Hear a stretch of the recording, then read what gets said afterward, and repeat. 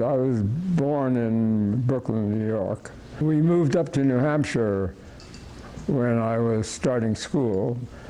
Exactly why my father decided to move still remains slightly a puzzle.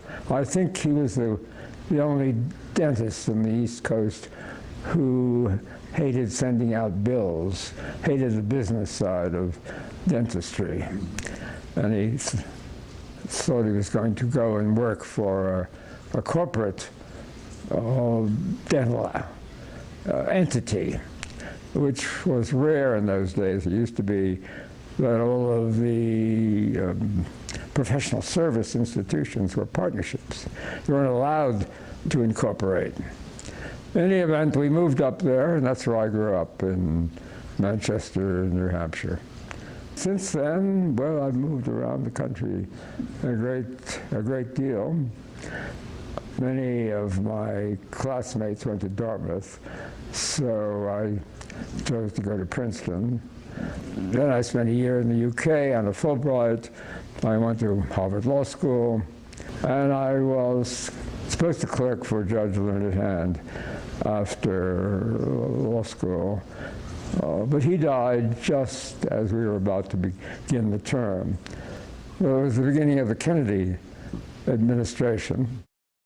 A number of professors from the law school went down to Washington. In fact, it seemed as if half of Harvard went to Washington, along with Kennedy. And I was really more interested in public policy than in law as such. I'd gone to law school because I didn't think I had the talent to be an architect or an engineer. I wasn't adept or particularly interested in science and technology. Words were what I seemed best at. So law seemed law business felt I wanted to contribute to make the country a fairer and better place. And for some reason, I seem to be more interested in new countries, in foreign countries, particularly in the countries that were decolonizing at that time. So I went to Washington initially with the intention of going out with AID to work in one of the countries to which we were extending assistance. Of course, we were in the middle of the Cold War, and Jack Kennedy believed that the competition for influence was going to be very powerful and difficult in what we then called the Third World, somewhat patronizingly, but let's call it the Global South now, a term which itself doesn't really make a great deal of sense, but everyone knows what you mean. So although I had an offer to go and work for one of my professors from Harvard, who had become the Secretary of Defense's closest confidant, John McNaughton was the professor. I turned down an offer to go and serve as special assistant to him. I went to AID, as I said, thinking I'd go off to one of the newly liberated, newly created countries and help them develop. You can see I'm straining for words because there was a tremendous naivete involved at my level, at the presidential level, at every level, about the problems of building a state, building a government, transforming, these are mostly former colonies, into modern states, reasonably with a capacity for autonomous development, that is, we assume they're in a transitional phase. The dogmatist of the time, a man, the most influential one, Walter Rostow, his theory was that countries had to reach a takeoff point, and that we could help them reach the takeoff point and then the operation of capitalist systems would be self-generating, as it were. Even today, we don't really know how to build states or governments. We knew even less then, but we thought we knew something. We made some very grave mistakes as a consequence. But I ended up not being sent off to South Vietnam, which was a country in which we were beginning to pour resources, human and material and military, but helping to present the foreign aid bill to Congress. That's what I was asked to do. I was a member of a 4-person team that organized the books and organized the witnesses to attend the hearings of the authorizing and appropriating committees. It was a disillusioning experience, actually.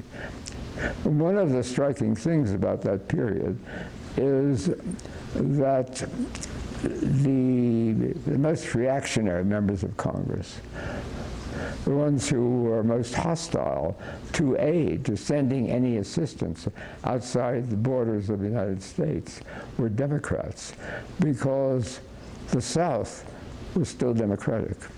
This is right on the eve of the Civil Rights Revolution, and as Lyndon Johnson himself said when he signed the Civil Rights Act and the Voting Act, 64 and 65, this will end the Democratic hegemony in the South. And of course it did. So all of these troglodytes who headed committees and subcommittees of the Congress were mostly Southerners, Southern Democrats, who would now all be Republicans, of course. Because we were presenting to committees, many of whose members were hostile to the very idea of giving assistance to countries other than the United States, and actually are hostile to giving assistance to the poor and the colored in the United States. It was an odd time. Well, I thought one round of presentations was enough. So when my former professor became the general counsel of the Defense Department and repeated the invitation to join him over there, I accepted this time and found myself at the Pentagon. Although we were beginning to become deeply involved in Vietnam, it was still early days. This is 1962. And I didn't work on Vietnam. I worked mostly on nuclear arms control issues. I arrived in the Pentagon shortly before the Cuban Missile Crisis. My immediate boss, Professor McNaughton, John McNaughton, was deeply involved. It may have been John who called our quasi-blockade of Cuba a quarantine, because in international law, a blockade was an act of war. So we were signaling that Kennedy made the decision that we weren't going to use the missiles in Cuba as a basis for doing a second Bay of Pigs, and this one would be successful because it would be backed by American military power. So we're signaling to the Russians, to the Soviets, that our aims were limited to simply the removal of nuclear weapons and missiles capable of transporting them to the United States.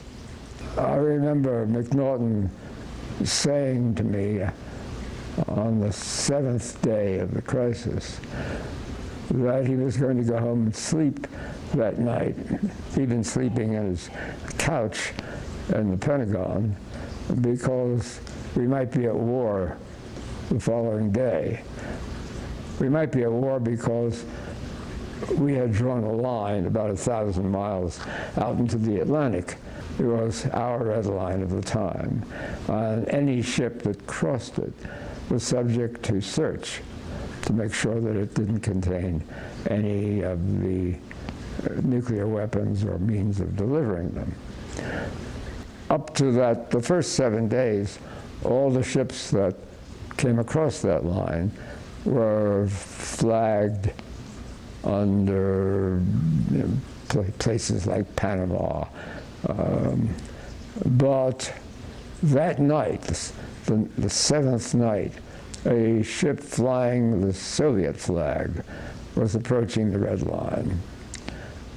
And the question in our minds was, would it stop and allow itself to be searched? If it didn't, no, the orders were to prevent it from proceeding by one means or another. And at the last minute, the ship turned away. Meanwhile, Kennedy and Khrushchev were exchanging letters.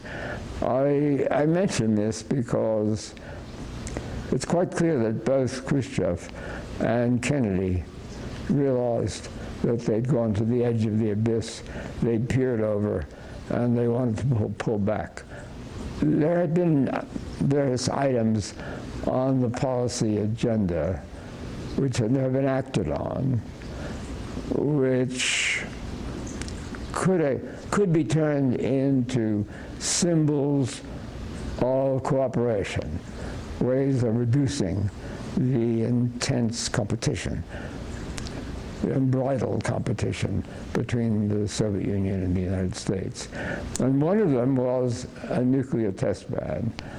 And of course, there are people opposed to nuclear testing because it was polluting the air.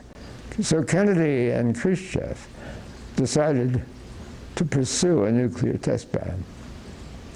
And I spent the last 6 months of my tenure, 2-year tenure at the Defense Department working on that. There were a number of problems. One was that the scientists working in the field always wanted to push the technology further. And you needed testing to push the technology further. They were particularly interested in miniaturizing warheads. So you had an element of the scientific community who just, it's a little bit like artificial intelligence today. There are the people who are directly involved in creating artificial intelligence. While they may see dangers, the desire to develop the technology overwhelms any sense of risk. And the scientists at the various weapons labs, Los Alamos, for example, they wanted to press ahead. And they had friends in Congress as well. It was always the hope that there'd be some technological breakthrough which would enable us, and I'm sure the same thing was true on the Soviet side, to obtain a decisive strategic advantage. And then there were members of Congress who saw things in an entirely binary way, who thought, well, there could be no relaxation of tension between the two superpowers, and that you had to seek victory. If you didn't talk the language of victory, you were weak, if not a traitor. So these were obstacles to developing a nuclear test ban. Another obstacle was cheating. or so it was perceived at the time, was agreeing on a scheme of inspection, so that neither of us were continuing the development of nuclear weapons. The Soviets were extremely cautious. I would say they seemed hostile to the idea of on-site inspection. That is, to avoid cheating, you would want to be able to go and look at any suspicious event, because let's say an underground nuclear explosion, underground test, has a different signature than an earthquake. We argued initially that we didn't need on-site inspection. But opponents of the test ban, so they devised schemes pretending, they imagined what the Soviet Union could do to confuse the signature of an underground test. They could dig an enormous hole in the ground, or set off a nuclear device in a salt mine. When we said to the CIA, if wouldn't we pick up these details? But the CIA would, of course, not guarantee anything. So in the end, the compromise was that we would not include the underground environment in the test ban. It would be in the air, in space, or on the sea or under the sea that would be banned. That was the best we could do, and there was strong opposition to that. I ended up writing the first two drafts of the Secretary of Defense's statement that he was going to make before the joint foreign affairs and military affairs committees of the House and the Senate. Meanwhile, I was still harboring this desire to go abroad, to help these weak emerging countries. And the professor at MIT had gotten Ford Foundation backing for a test program which could be scaled up. His theory was that these former colonies, or countries that were about to become states, decolonization hadn't been completed yet, but Nigeria and Kenya and Tanzania and Zambia and others were already independent.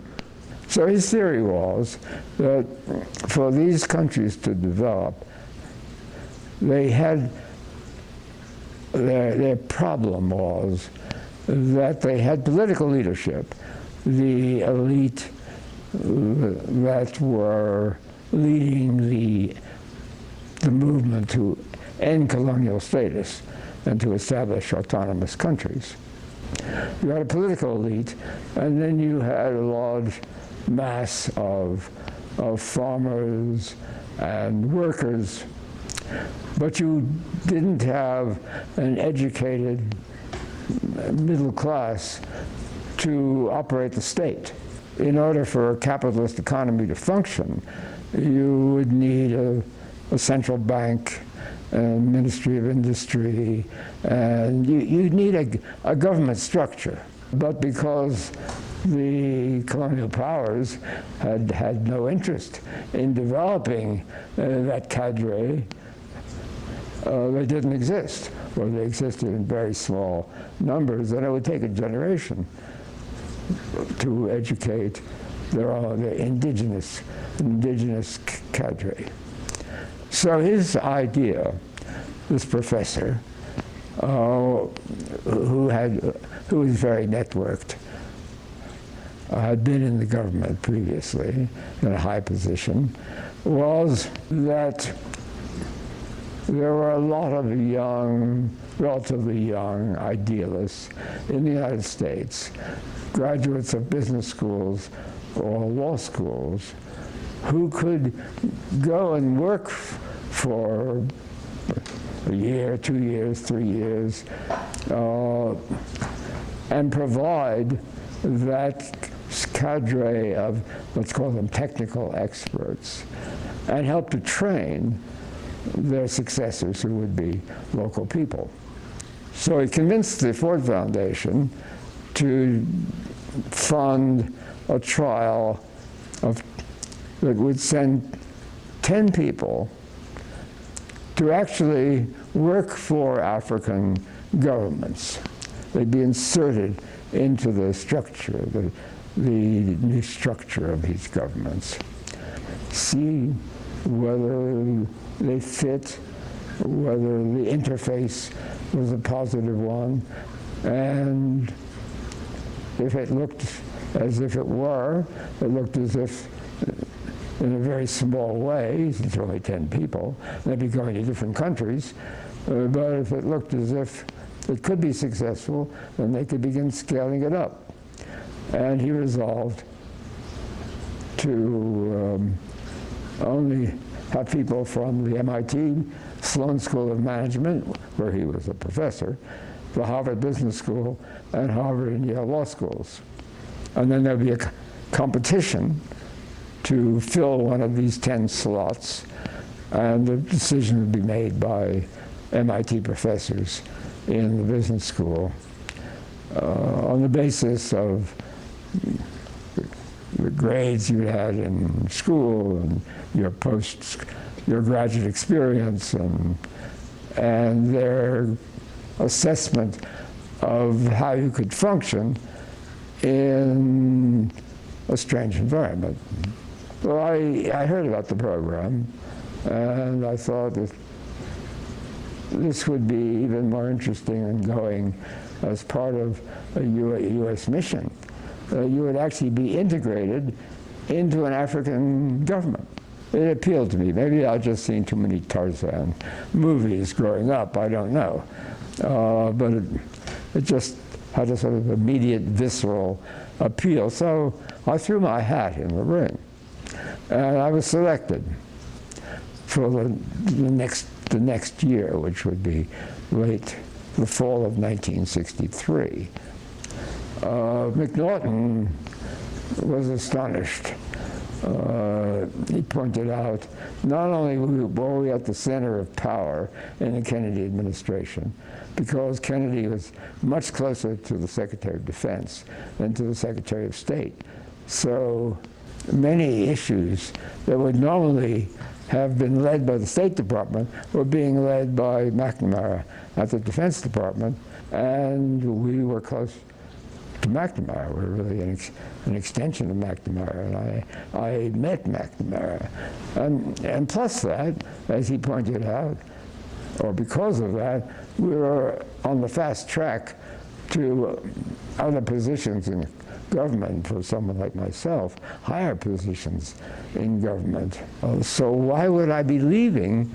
And we had just succeeded in achieving the partial test ban, which was a great achievement, or seemed so at the time.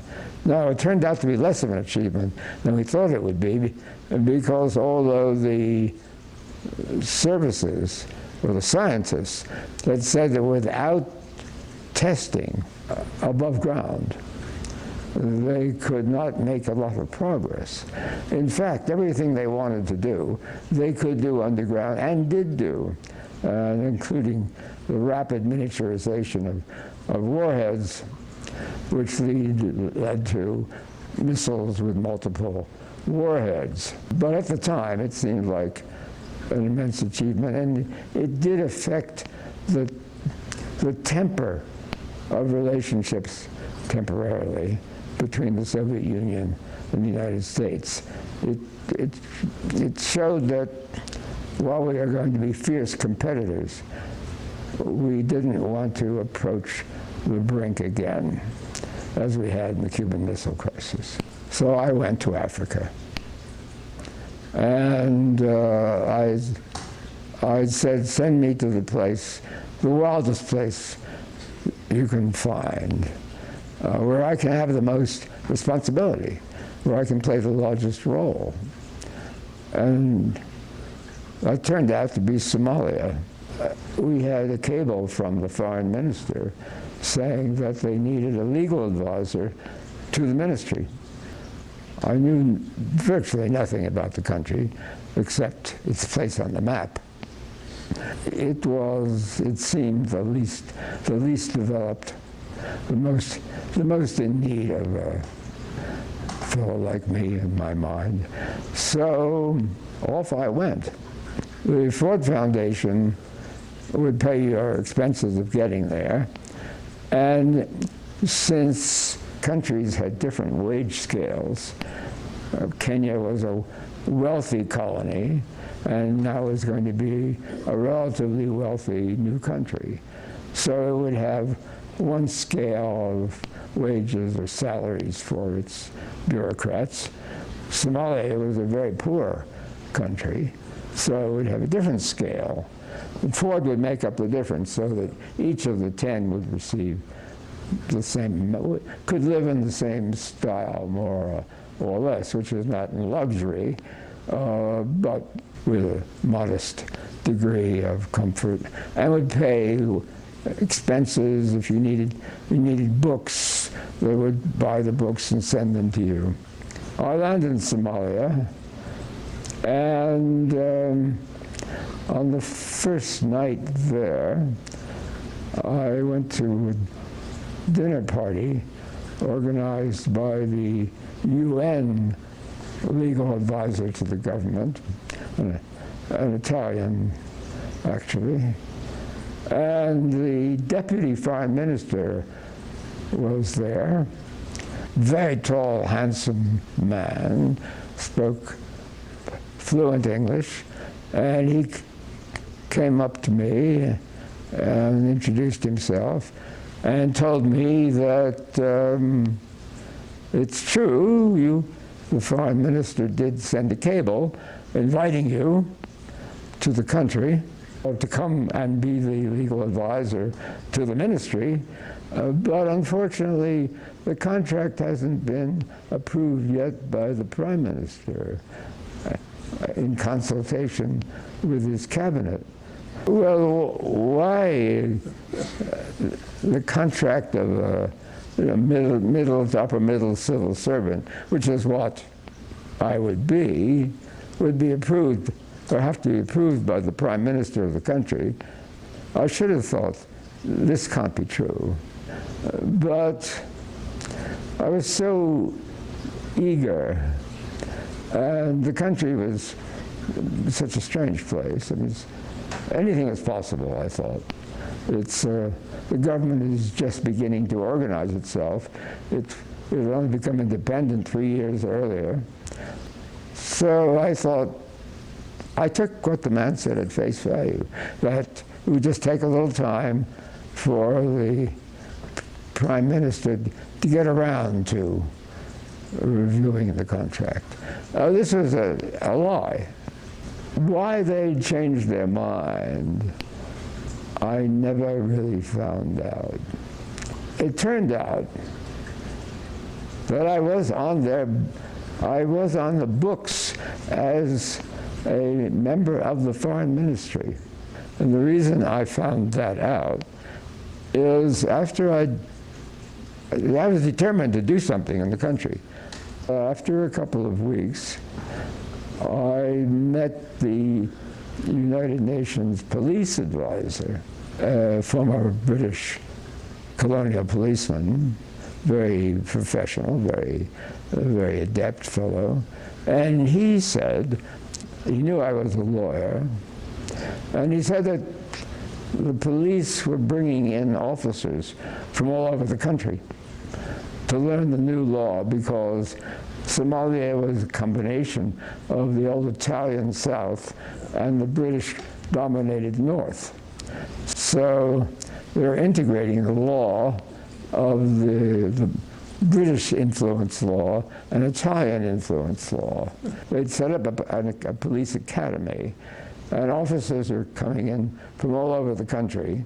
There are about 5,000 policemen scattered about in small posts. And would I like to teach the new law?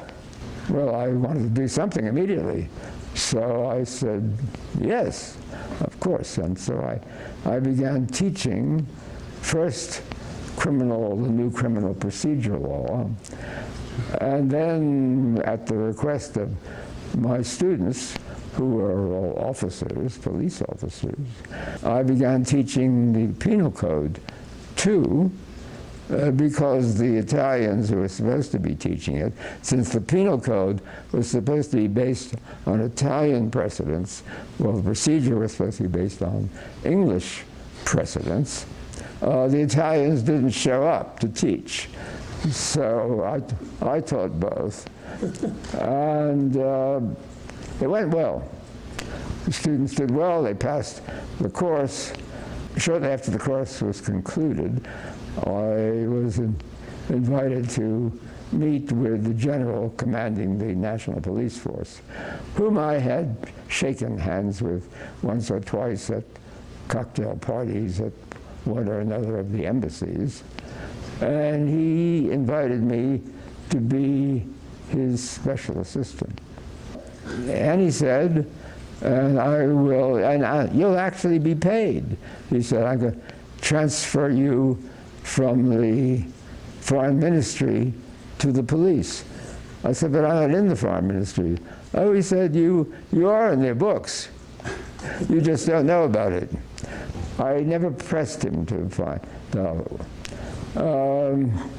One possibility is at the last minute, someone said, do we want an American to be legal advisor to the foreign ministry when our chief enemy is Ethiopia, and Ethiopia is supported by the United States? Yeah. It could be that. Or it could have been that they simply wanted to siphon off the salary and give it to someone else, one of their own. I never found out. Anyway, I said yes to the general, and he said I would continue teaching at the police academy because they're bringing in a new cadre. They hadn't brought in all the officers. They had to keep some in the field.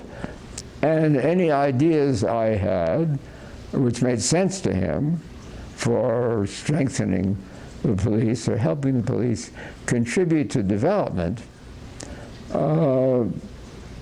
he would implement. I had a couple of ideas where I developed them over time. One was I noticed that there was no one teaching unarmed self-defense to the police, karate, judo. And I had studied a bit in Washington. So I said, why don't you give me a platoon? I'll train them in the basics. We'll pick out the best athlete, send him after the course I give to a police academy with specialists, black belts, and then he'll come back and he'll begin training his successors. Because I think this would be good for the police to know how to engage, how to enforce the law without having to use their weapons. So he gave me a platoon of the riot police, and 3 days a week, early in the morning, I went to the riot police barracks and began the training of them. And then I began to move about the country a bit, and I saw that there were the children in these villages scattered all over the country had very little to do, very little. There were very few schools. There was some religious training, but very little. And no sports at all, no activities for the children. And actually, the country was very calm. then. And you couldn't anticipate what it would become. And so the police didn't have much to do. So I suggested every police post in the country to create a sort of youth sports program. I would go about distributing soccer balls and basketballs and volleyball nets and so on. So he liked that idea, and so he initiated that. And so it was a productive year, and the general and I became close friends. It seems almost uncanny, but he had spent a year at Princeton on some special fellowship program the State Department had, and he was seen as a friend of the United States. He had been there just 2 years earlier. We became very good friends, and to jump ahead, ultimately, he moved his entire family, this is 40 years later, to Minneapolis, Minnesota, where he died 3 years ago.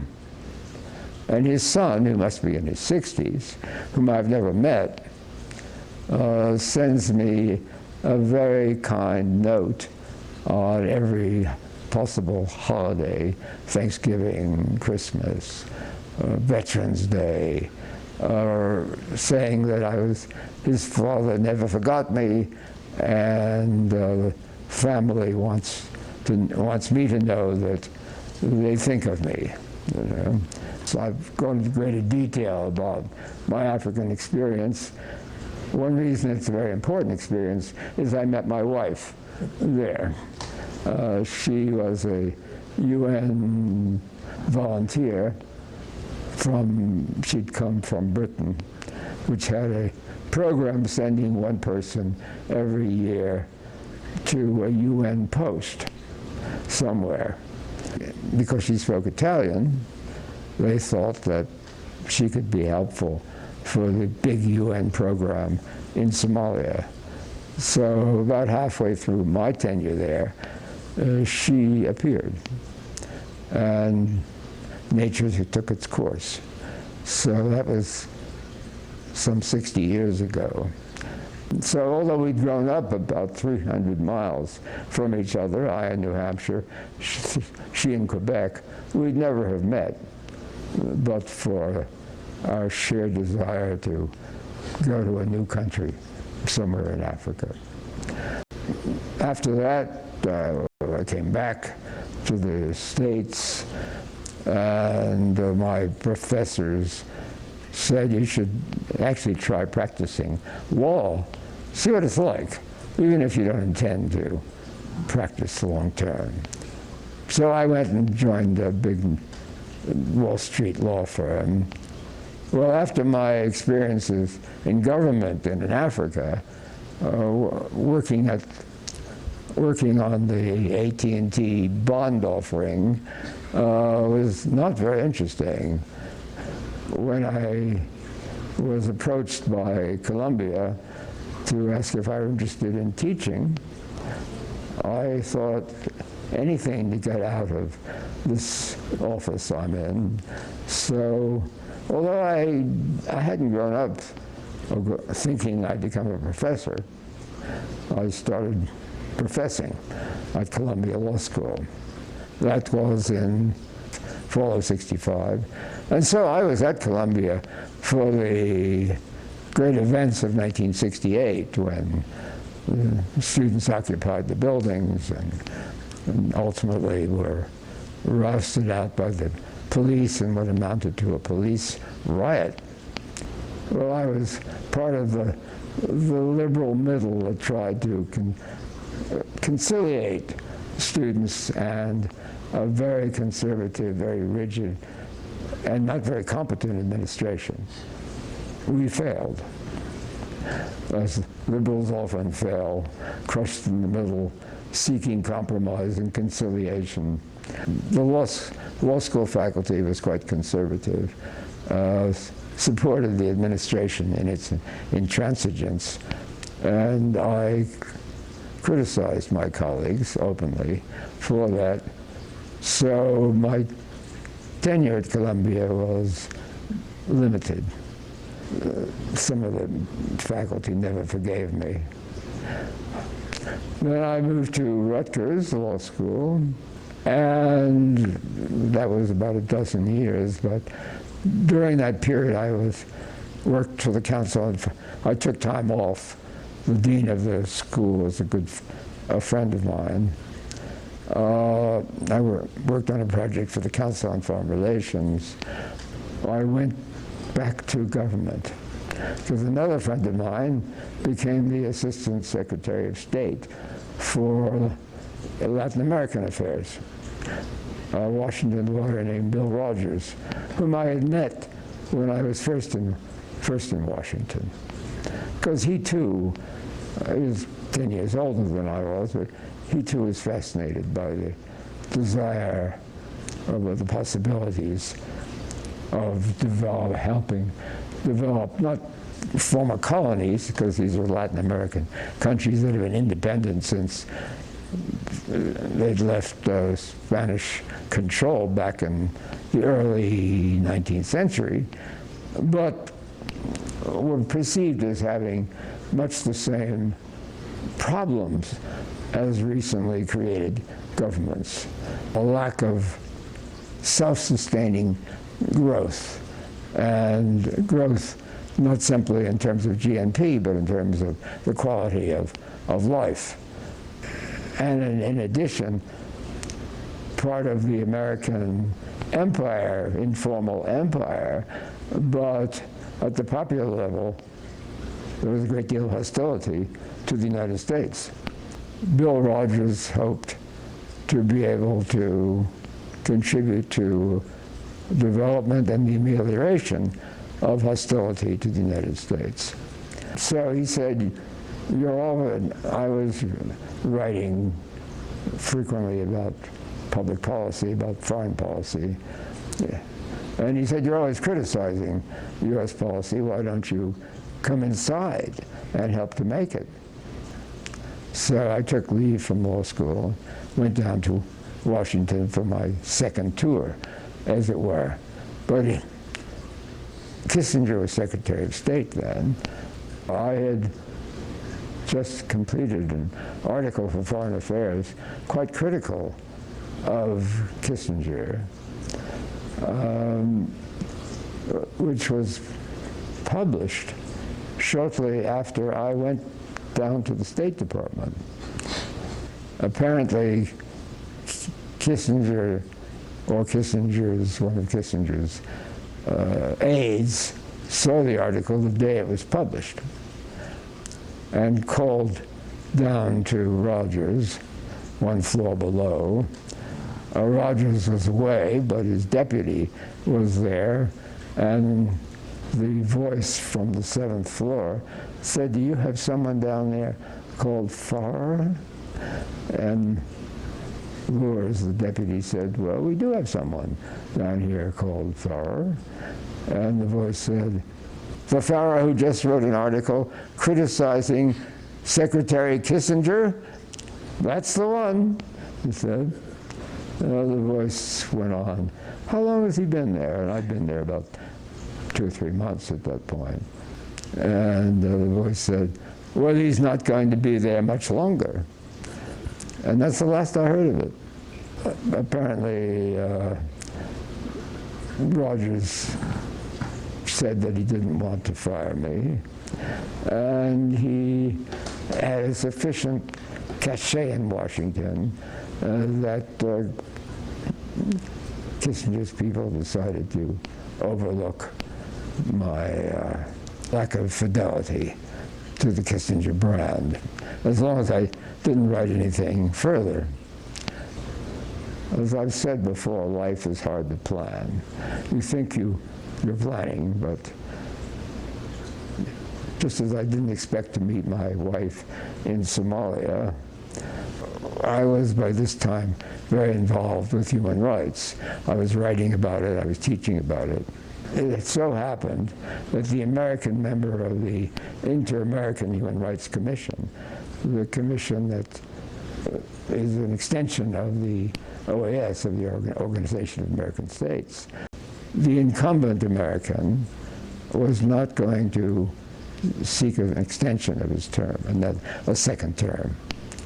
What makes this story even more uncanny is that the previous summer I had spent a month in a cottage in Provence, and in a big house just above the cottage was a former ambassador who was nothing other than the present American member of the Inter-American Human Rights Commission. And in effect, I replaced him.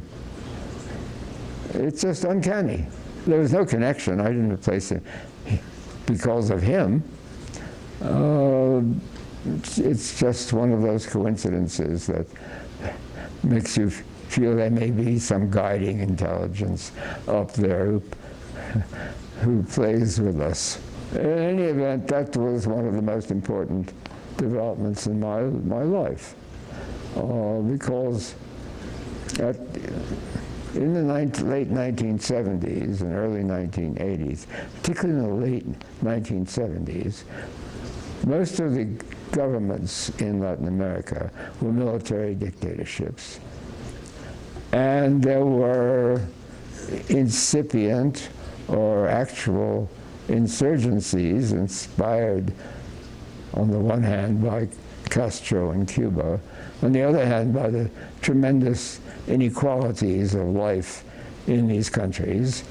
And so these countries were polarized and run by very, very cruel governments. That's one point. Second point is, there was not the elaborate structure for human rights investigation and exposure that now exists.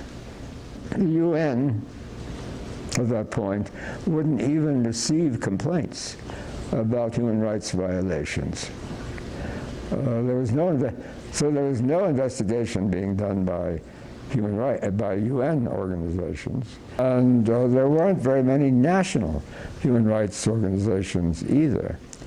So the Inter-American Commission really became a model for exposing violations because it had a broad mandate. It could receive individual complaints, but it could also undertake general reviews of the condition of human rights in countries it chose to review. There were 7 of us on a legal staff. And we would we had to get permission from the country to enter. Fortunately, my tenure as a member of the commission coincided with Jimmy Carter's election to the presidency. The first candidate for the presidency of the United States, who actually included the promotion of human rights explicitly in his campaign message.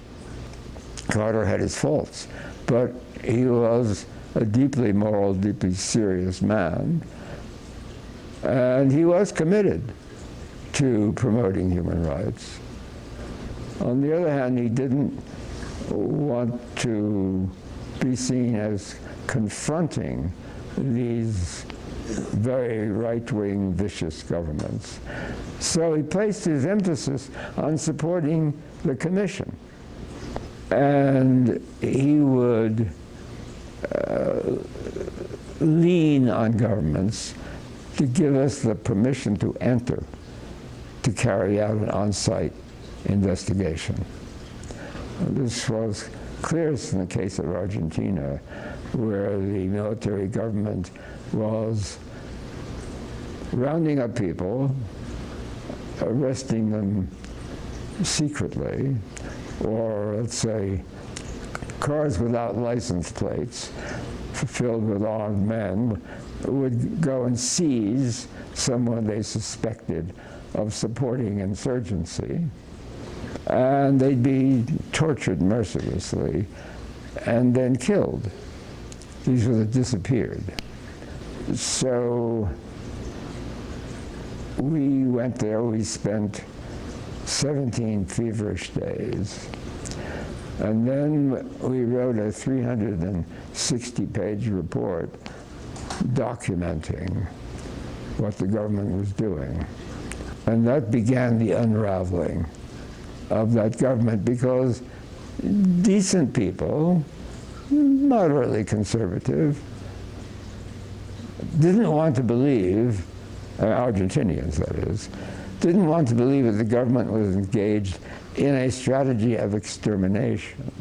They wanted to believe that there were abuses, but that after all, there had been a strong insurgent movement in Argentina, so they wanted to believe that it was almost a civil war, and that abuses can occur in a civil war. But of course it wasn't a civil war, it was a campaign of extermination. And it wasn't just people who were actively fighting against the government, it was anyone who was thought to be liberal, or Jewish, or Zionist particularly, or psychiatrists. There are more psychiatrists per person in Argentina, I believe, than any other country. They're a suspect category. Intellectuals, more generally. So we documented all of this. We were also influential in Nicaragua, where there was a civil war was developing, an effort to overthrow the Somoza dictatorship, the family dictatorship there. We went in there immediately following the government's response to the first wave of insurgent attacks on the cities. Brutal response, bombing, indiscriminate bombing from the air and so on. And we wrote a report saying that went beyond the immediate. We concluded that there could not be, human rights could not develop in Nicaragua as long as the Somoza family ran the country. Somoza finally flew to Miami and resigned, and was asked on U.S. national television why he had resigned, since, according to him, the conflict was at a military stalemate. He said there were two factors. One, for the first time, he didn't have the support of Washington. That is, Jimmy Carter was the problem. And the second was the report of the commission. He said that the commission didn't understand the problem. But he couldn't, so he was asked, well, are you claiming that they're leftists, they're communists? Well, he couldn't claim that because we were elected by members by the governments of the OAS. So he said, no, they just didn't understand the context. But of course, now we have a family dictatorship, which is worse than the Somoza one. So that seemed like a triumph at the time, but life plays some ugly tricks on us. Finally, we come Colorado. I was teaching law and international relations at American University in Washington, which is a very internationally oriented place. When I got a letter, I suppose a couple hundred other people got the letter too, asking if I were interested in coming out here to be dean of the Graduate School of International Studies. I thought, if I'm going to run something, I had been president of the University of New Mexico. It was rare that someone would move from being a professor to being president of a university without ever having been a provost or a dean. But there I was. And unfortunately, I was dealing with a very corrupt state government, which regarded the university as part of its patronage system. And while I'm not an inflexible person, there are red lines. They were being crossed. So I went on television and described some of the activities, actions, which I thought were undermining the integrity of the university. And then resigned, because I couldn't function with this board of regents who were led by this corrupt former governor. So I had some experience of administration. I recognize that administration can be creative. I wasn't a novelist, and I wasn't an architect, I wasn't an artist, but like many people, I have some creative impulse, and that short period as president of the university gave me a sense that administration itself can be creative. So when I got the letter asking if I might be interested in becoming dean here, I thought, why not? Another experience. So I threw my hat into that ring and ended up as dean of the school, which about halfway through my tenure, I arranged to have the name changed to the Korbel, Josef Korbel School of International Studies. Korbel, of course, was the founder of the school, Madeleine Albright's father. I never met him, he was dead by the time I came out here. Well, the name change was designed to help raising money for the school, of course. The school was, first of all, it looked decrepit when I arrived. The school was founded by Korbel to produce PhDs to teach international relations from a multidisciplinary perspective. A good PhD program does not make money. It loses money because PhDs need financial support. It purported to be a professional school, like a law school or a business school. And it did get some, and those are schools that produce a master's program or a master's degree. But the curriculum was appropriate to people. It was theoretically oriented. It didn't provide much practical training. It didn't provide the students who were coming for a master's two-year program with the skills or the resume which would make it easy for them to obtain work as professionals. And the faculty had a strong theoretical orientation. They had some good people, but they weren't, for the most part, people teaching courses that would prepare students to enter the workplace, other than the academic workplace. And as I said, a good PhD program not only has no tuition for its PhDs, but provides them with a living expense so they can devote all of their time to the program, and to writing their dissertation. That means that it needs to be subsidized by the rest of the university. The profit-making parts of the university, but that subsidy wasn't forthcoming. That was possible to begin because when Korbel founded the school, he'd broken away from the political science department to create an international relations department, and then turned the international relations department into the school. At that point, which must have been around, I don't know, 1960, maybe late 1950s.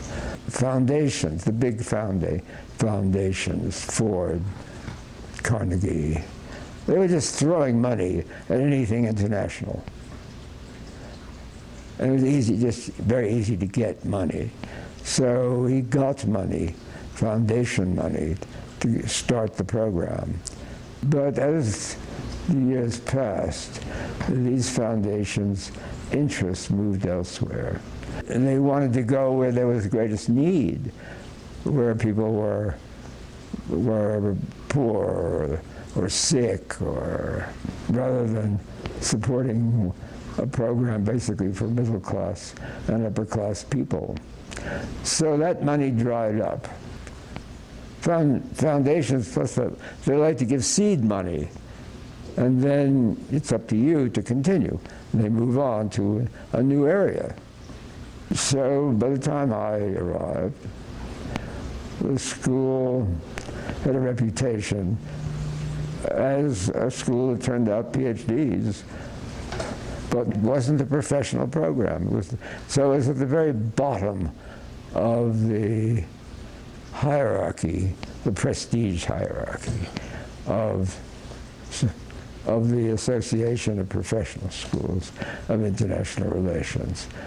So the chancellor at the time, Dan Ritchie, remarkable man, remarkably effective, remarkably shrewd. And I agreed that what we needed to do was to make the masters really professional masters. And then it would, if we wanted to maintain a PhD program, which was something we would have to decide down the road, it would at least could be subsidized by the tuition people would pay for the master's program. If we could convince enough people to come, which meant that we had to change the reputation of the school in the academic world.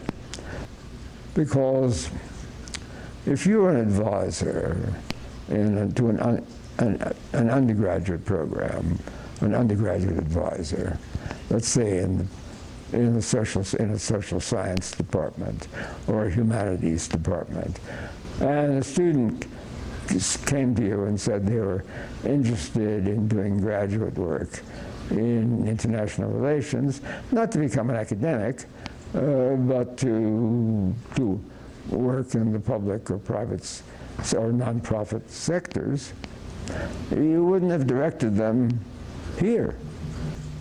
You would have suggested American University or Georgetown or the Fletcher School at Tufts, or the Maxwell School at Syracuse, places like that. So how long would it take to change the reputation of the school so that word would filter and spread through academia that we were a reasonable alternative to those schools? Well, I tried a lot of different things. I began to add courses in quantitative analysis and statistics in the area of development. One of the big opportunities for students who wanted to work for nonprofits and wanted to, particularly to help people outside the United States, would be to go and work for not human rights organizations, but humanitarian aid organizations like Save the Children, CARE, Oxfam. And you had to be willing, of course, to go to difficult places like Sudan, Somalia. But the kind of students that choose to get a professional degree in international relations rather than a law degree or a business school degree. All the kinds of students who are willing to go to difficult places. But we have to give them the skills, because they're competing with students from the other, at that point, 16 professional schools. Now there are more.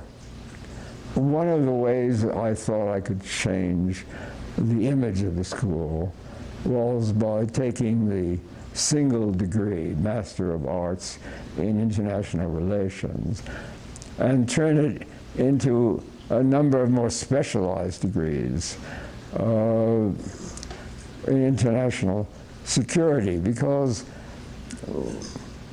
we have a lot of military bases around here. We had connections to the military because people who had been in the base, some of them had actually taken some courses here. They knew of the school. So I thought we could develop some strengths in international security.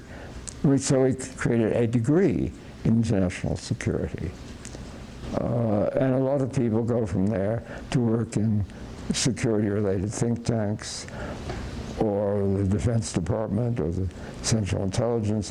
You know, there are 17 different, I think it's now 17 different intelligence agencies in the government. And so a lot of jobs there. I tried to identify the different kinds of jobs which could attract our students, and then think of courses that would make our students attractive to the jobs, as it were. And so I broke this Master of Arts degree into a degree in economic development, a degree that I thought might compete a bit with the business school, which is what I wanted, because I felt I needed the support of the private sector, not simply the nonprofits and government. I wanted to create a joint degree with the business school, which I did, but also to give us a degree which might feed people into the private sector, and that was a degree in trade and finance, global trade and finance. And fortunately, I had two excellent people, young academics in that area. So that became a separate degree. And then I appointed a director for each of these degrees to further develop the curriculum, people who shared my vision of what we were trying to accomplish.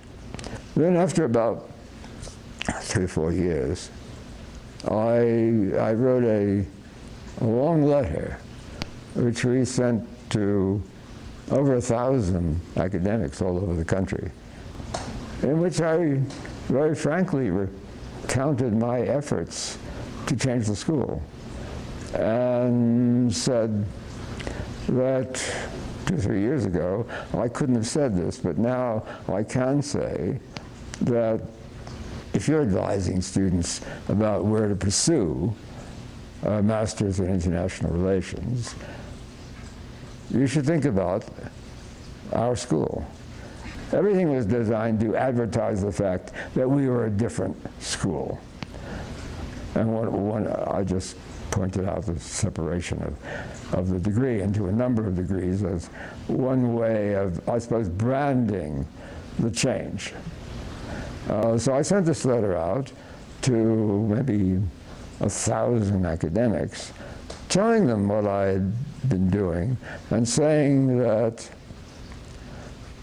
we were big enough now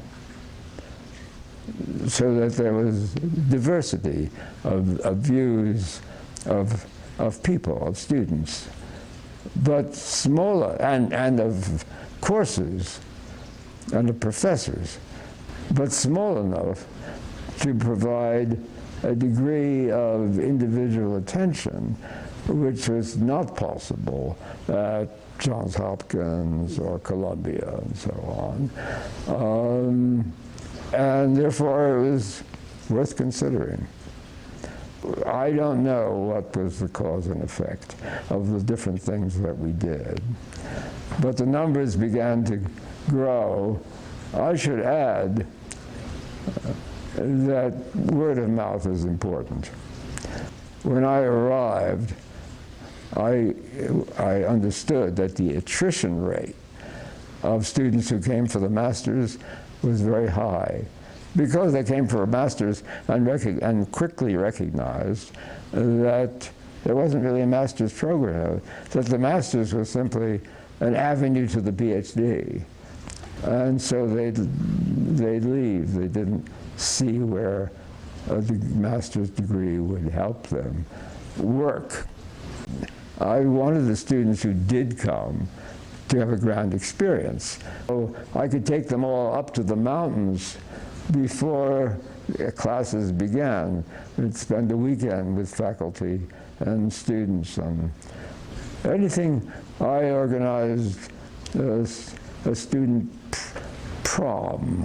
Anything I could do to enhance the experience of students, because I was sure they would be talking to friends who are at other schools, and that would be another way of changing the reputation of the school. The structure, the building, had to be changed. What was lacking was any place for people to gather.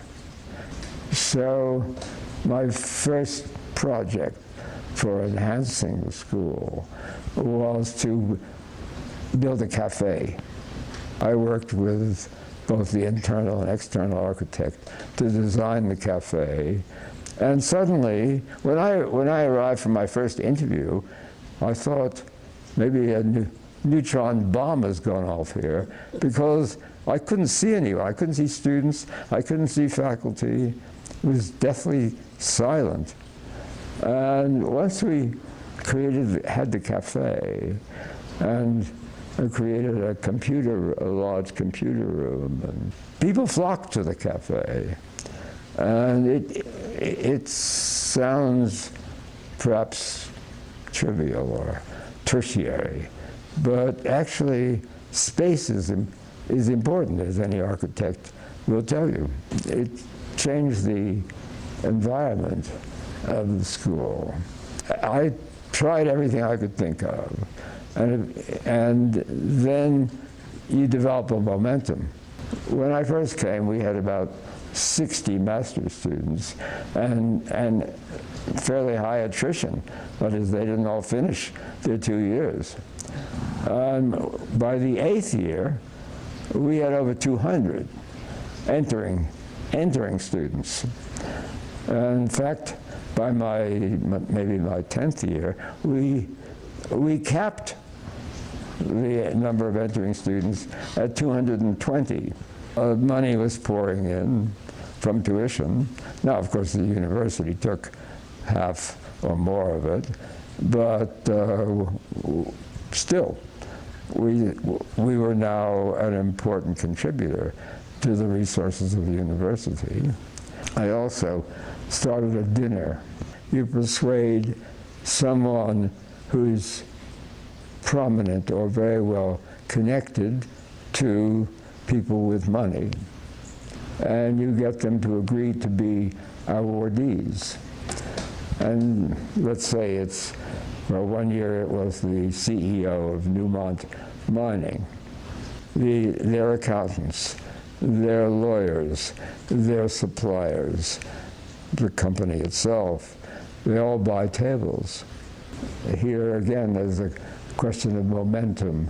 The more successful each dinner is, the more people come to the next dinner.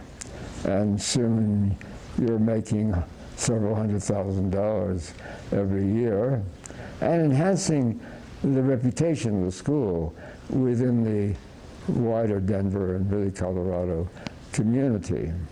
It's very hard to get good food for a big group. But if you're willing to pay, yes, you can get pretty decent food. Every hotel has a hierarchy of quality. Initially, we chose to make less, but make the dinner a more pleasurable experience. Good service, good food, and no long speeches. But we got some interesting people to speak. So the awardees couldn't speak. They could only thank their wives and close friends. But we did get a number of interesting people to come. So that was another thing that we did. And eventually, you sustain yourself. Your reputation changes. So shortly, maybe after I'd been here 5, 6, 7 years, Foreign Policy began publishing an annual assessment of the international schools of international relations.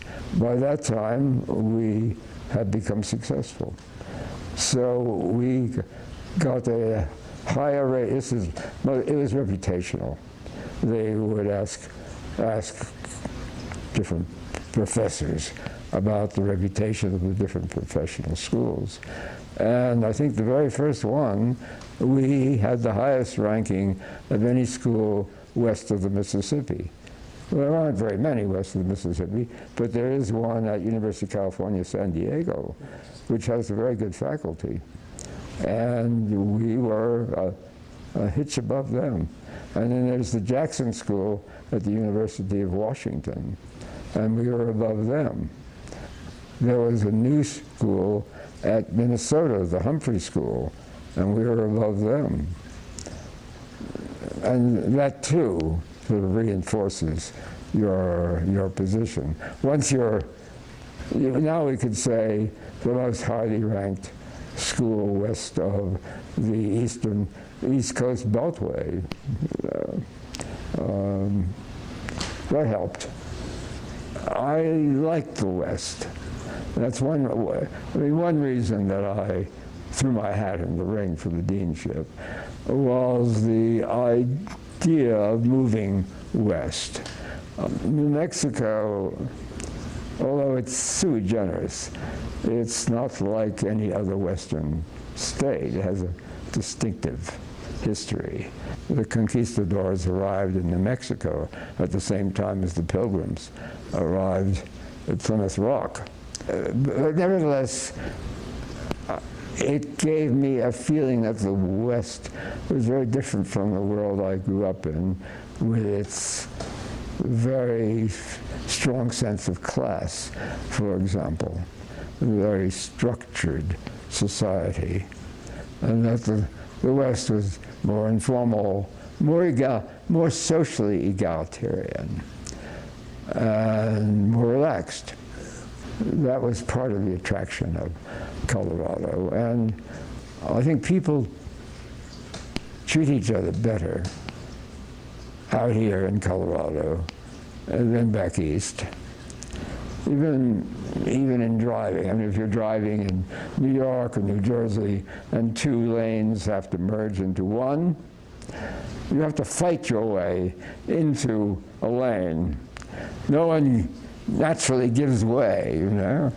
Well, here, most of the time, people give you a little space.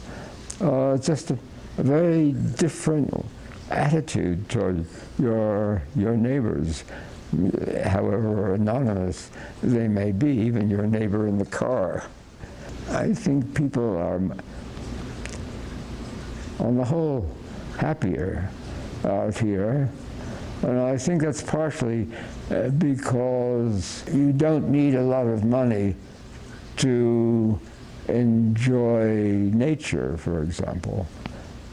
You have the mountains, you can ski, you can snowshoe, you can hunt, you can fish. People with very different levels of income can find pleasure. Well, if you're living in a heavily urbanized area, as most of the East is, and sports like golf and tennis, and much less expensive out here. So many, many more people can participate. And I think that the opportunity to use your body to experience nature, play sports, is an important cathartic for people. Life is full of little frustrations. There has to be a sense of the possibility of pleasure to go along with the drudgery of much work. Fortunately, I've enjoyed my work, but much work is more drudgery than pleasure. And certainly, this is not a deference culture. Yes, some people have a lot more money than others, but there's no forelock tugging out here. And I think that also contributes to better human relationships, because I think a lot of just social hostility results from a sense of being condescended to, of having an inferior social status. And that's just not part of the culture here. I think I was fortunate to get the opportunity to come here, and we stayed here longer than any other place. It's 28 years now, and that is far longer than we stayed, my wife and I. Well, it's much longer than where I grew up, and much longer than any place where my wife and I lived before coming here. Years have passed with astonishing speed. As you get older, the speed accelerates. So that's my history.